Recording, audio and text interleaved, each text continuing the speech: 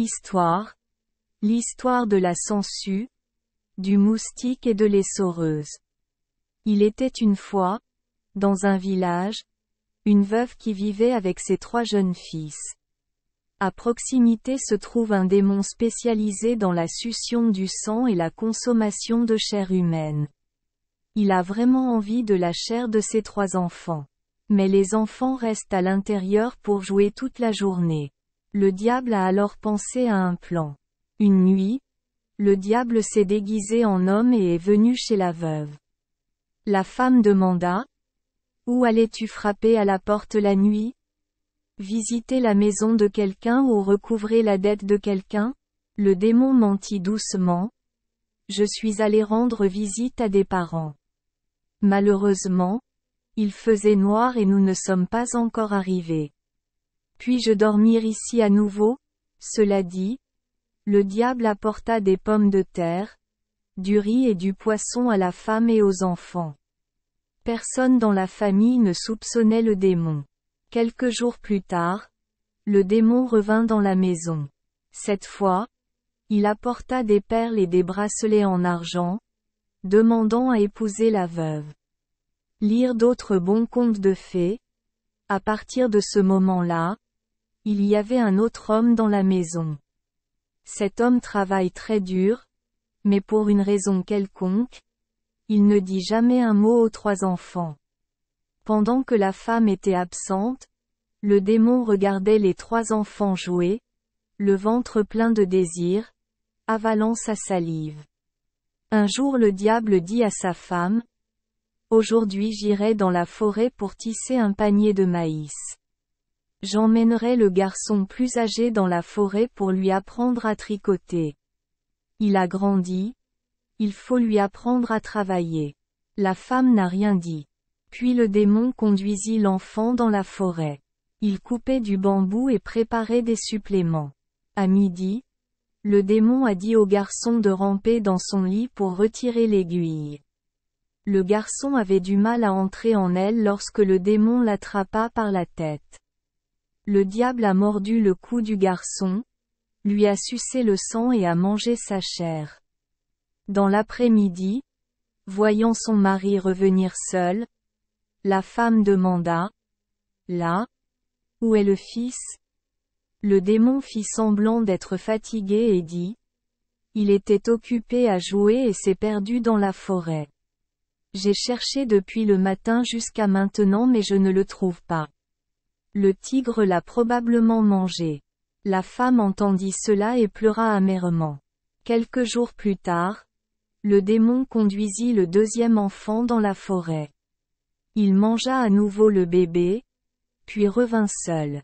En entendant la question de sa femme, le démon essaya de mentir à nouveau. Le garçon marchait et tomba sur un ruisseau frais. Il sauta dans le ruisseau pour se baigner, puis fut emporté par l'eau. La femme aimait son enfant et pleurait jusqu'à sa mort. Quelques jours plus tard, le démon tenta d'emmener l'enfant restant dans la forêt. La mère est devenue méfiante et a définitivement refusé de laisser partir son enfant. Mais le démon insista pour que le garçon le suive. La mère a attendu que le démon parte et s'est ensuite faufilée après lui. En entrant dans la forêt, la femme s'est cachée dans les buissons, regardant son mari et son enfant avoir des relations sexuelles. À midi, la femme fut surprise lorsqu'elle vit le démon attraper la tête de son fils et lui mordre le cou. La femme est tombée inconsciente dans les buissons. Lorsqu'elle s'est réveillée, elle a paniqué et a couru chez elle en pleurant.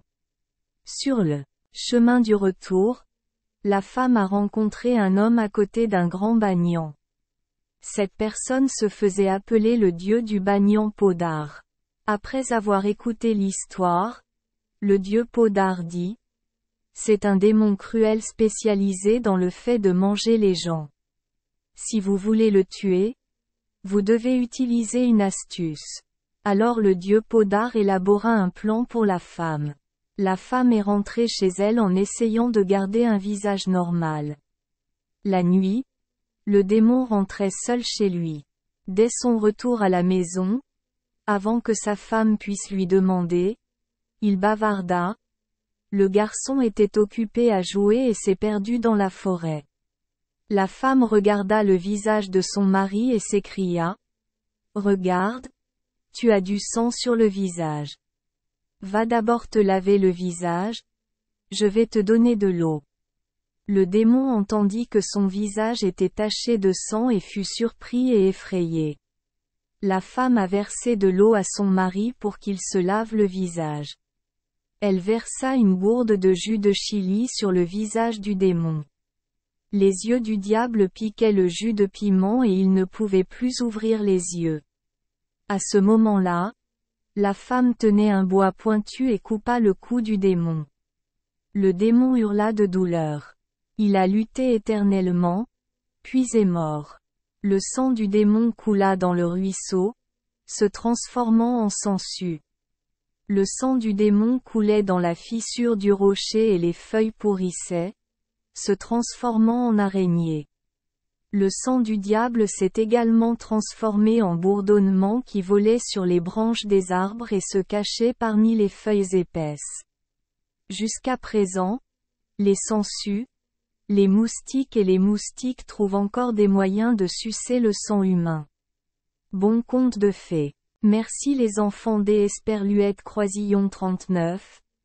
Avoir écouté des contes de fées au jour Esperluette Croisillon 39. 8. Espérons que les histoires apporteront aux enfants des moments heureux et significatifs. Si vous aimez notre chaîne, veuillez appuyer sur le bouton S Esperluette Croisillon 39. Abonner, pour ne manquer aucune histoire intéressante. Je vous souhaite une bonne nuit de sommeil et de beaux rêves. Rendez-vous dans la prochaine histoire.